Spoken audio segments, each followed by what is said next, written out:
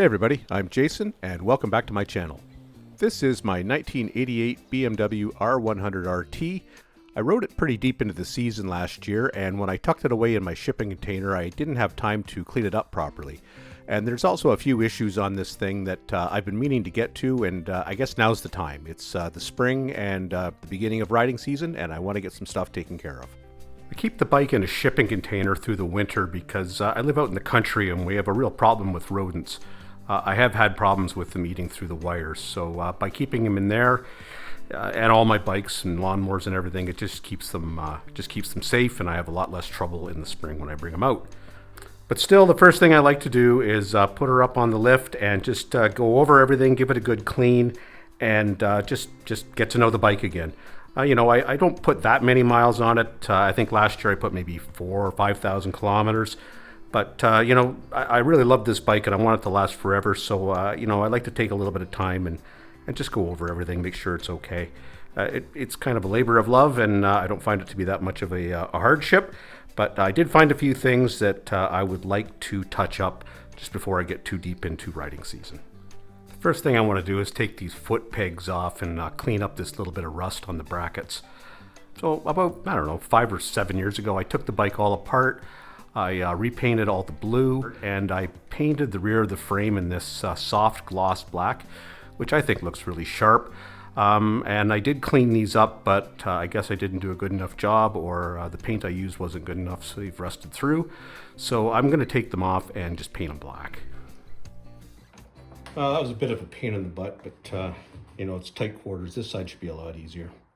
I got this bike about 9 years ago, and at the time it had been sitting for a very long time, sort of decades. So it needed an awful lot of work and cleaning up to get into riding shape. Since then, I've done really nothing but ride it. It's been an excellent motorcycle, but right now it's starting to show a little bit of wear and tear, and I think these little touch-ups are long overdue. All right, so all I'm going to do is just strip these things down and throw them in some Evapor Rust overnight, and they should be clean enough by morning to repaint and get back on the bike. Let's see how we do here.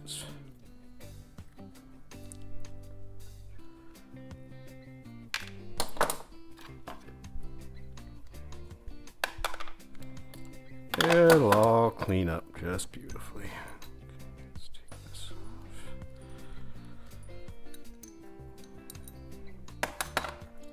Yep, might as well throw her all in.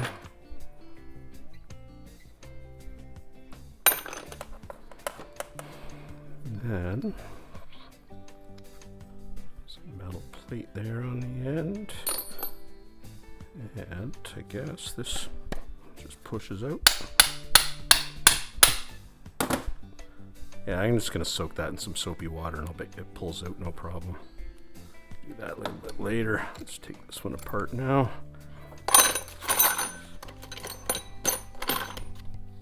Okay, so Evapor Rust. I reuse this stuff quite a bit, so it's going to be a little bit gooey and kind of gross looking, but it works just the same.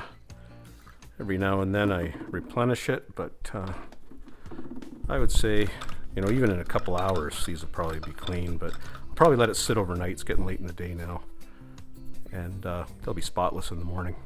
Okay, so obviously I don't want to put these back onto bare metal, so just masked it off, just roughly. It doesn't have to be perfect. You're not going to see this. And I'm just going to spray it down with some black paint, give it a little rub down with some sandpaper. I'll give it a couple of really easy light coats. Let it dry a little while, spray another one on. You know how it goes. All right, let's just do the other side. So the paint I've been using is this stuff. It's VHT, very high temperature, roll bar and chassis paint. I get it at my local auto place. It's like 20 bucks for a can, which everything seems to be 20 bucks for a can. Self-priming. I find it has a really, really durable surface. It dries fast. It's a really nice finish. It's like not a super gloss. It's like a really kind of soft gloss. And it doesn't take much, so I just give it that quick kind of light coat right there. Nothing crazy. Let it tack up for a bit. and then I can put a thicker coat on it in like 10 minutes. And by tomorrow, it's going to be rock solid. You know, it's really nice stuff. It's my go-to black paint these days. All right, well, while I'm at it, I've found a couple other little spots in the black that I'd like to just give a touch up. That's where the bottom of my pannier, however you pronounce it, clicks in. This particular clasp on the pannier is actually kind of busted, so it's caused just a little bit of trouble for me.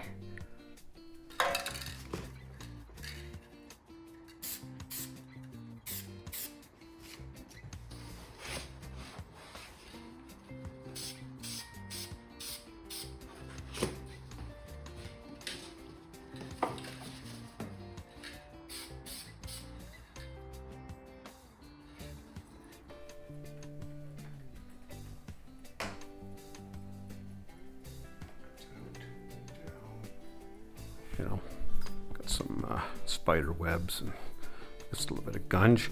The other thing I noticed this last year is one of my straps popped off from my air cleaner. So I was actually able to order a couple more. I only needed one, but honestly, I live in Canada, so shipping is a big deal. They weren't very expensive, so I bought a spare and I'll just keep it in my box of spares. I'll pop that baby on and I don't have to worry about anything. I don't think it would have ever come apart, but just the same, it's missing, so it's time to replace it. So I have to take the battery out every year. I don't have an outlet in the shipping container to plug my battery tender into, so I know all of that's clean, but I haven't really done anything in here. So I just use this stuff. It's a waterless cleaner. Get it at Canadian Tire, Sanzo, kind of play on French, right? No water. And you know, I don't use a lot of it. I spray it onto a microfiber cloth and I just give it a little rub down. Just get all the gunge off, you know. Makes me feel better. And probably doesn't matter at all to the bike, but you know, it's a beautiful bike. It's made it this long. It's going to last a long time yet. So it deserves a little attention. And if you want to know if there's anything, you know, wrong with your bike or if there's something out amiss, you got to wash your bike. There's just no way around it. The more you wash your bike, the better you'll know your bike, and the better you'll know if something's gone amok, right? You'll know when you see something that it just doesn't look right and it needs your attention. So that's my philosophy. Keep your bike clean. Looks good on you. Looks good on the bike, and probably more importantly, it keeps you in tune with your bike, so that you just know, right? All right, so here's a good example of what I'm talking about, actually. See all this crap in here, this black stuff on this carb? That shouldn't be there. I keep my bikes quite clean. Now, I probably rode it a fair bit before I cleaned it, before putting it away last year. But, you know, that's curious. I don't know what's causing that. I just know that it's not normal. So I don't know if any of you out there have any ideas, you know, let me know. But what I'm gonna do is I'll give that a good clean up and I'll keep an eye on it, right? I know that the other carb on the left side will occasionally drip fuel on my foot, so I think there's some new floats in my future. That'll be on my next set of adjustments, but yeah, that's interesting. So I'm just gonna clean that up and I'll keep an eye on it. Yeah, here's the left side just for comparison. It's much cleaner. There's a little bit of stuff on it, you know, it's not perfect.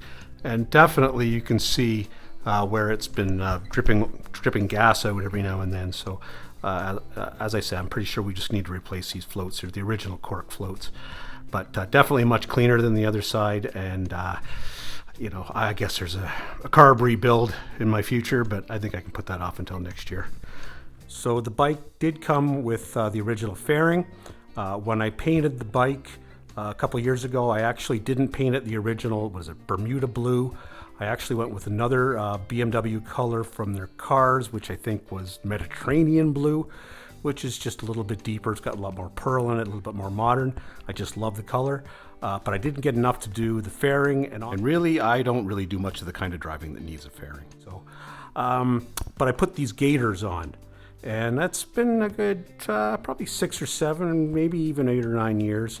And they're starting to crack a little bit, but that's not too bad. I just like the look of them. It kind of gives the bike a little bit of a retro look. and sort of protects the forks just a little bit. You know, maybe in another year or two I'll replace them. They weren't too terribly expensive as I remember. They're nice heavy duty rubber. I'm kind of surprised they're starting to wear already, but hey, that's the nature of rubber, right? Okay, here we are the next day. Let's pull the stuff out of the Evapo-Rust, see how we did. So when it comes out, it always has this kind of black stuff on it, which is, I understand what the rust turns into. I'm not a chemist.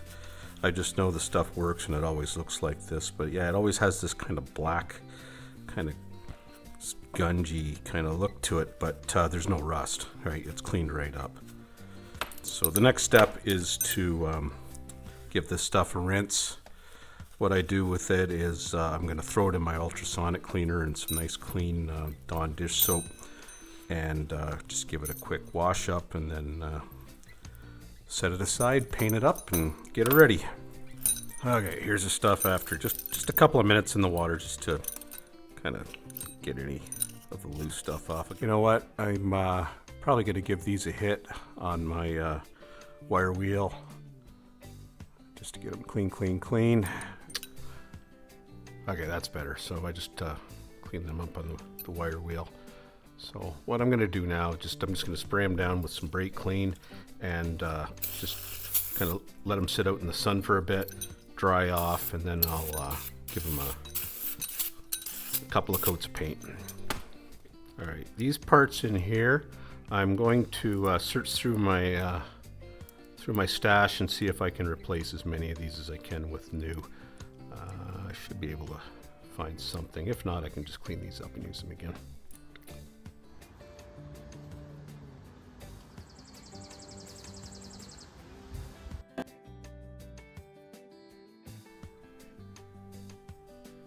All right, so one more bit that I actually forgot about is right here on this handle. Goes up. There's a bunch of rust on that little stop there where it bounces into the seat. So I think I have to take this whole handle off in order to get that off, to clean it up and paint it. So let's see what's involved there. Okay, gave that a little hit on the wire brush. Cleaned it up. It's a little bit of pitting, but as long as I've got all the rust off, it should be okay. And I'll hit that with some black paint, and we'll put it back on probably tomorrow. Guess the seat's gonna be out for a while, so might as well give her a little cleanup.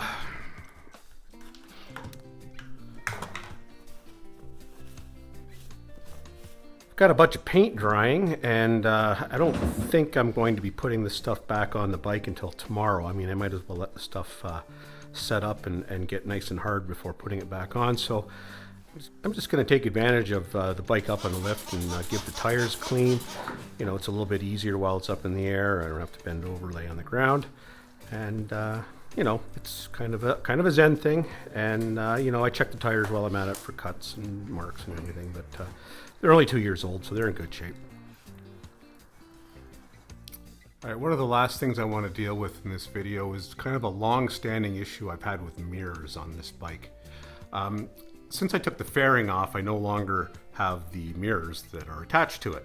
So I've had to put on some aftermarket ones to get me through.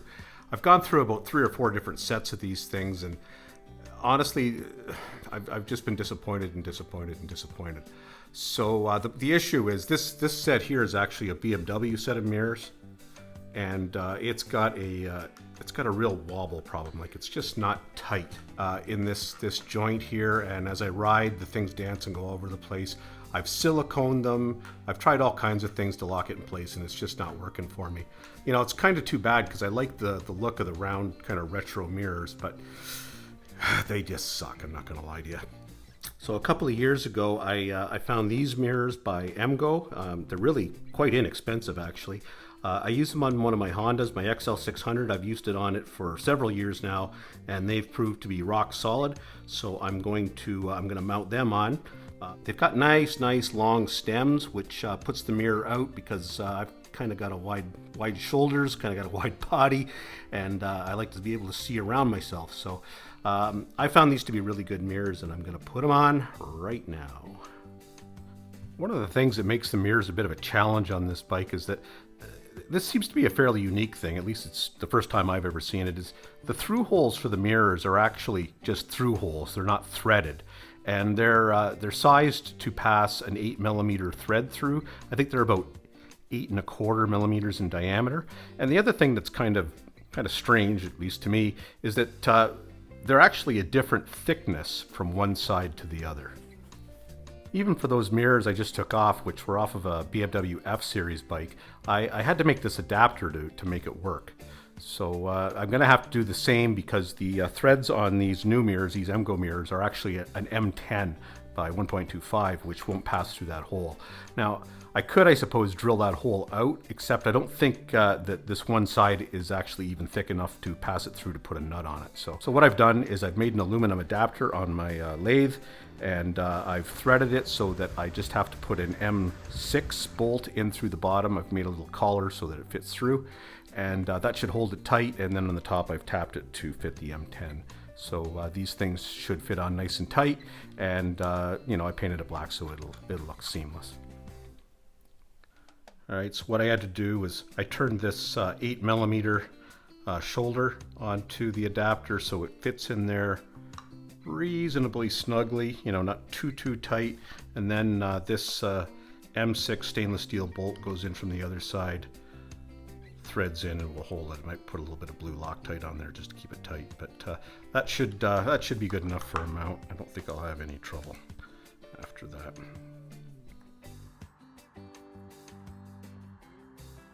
And that's going to do it for now. Although these were really pretty minor issues, they really make a big difference in making the bike look fresh again.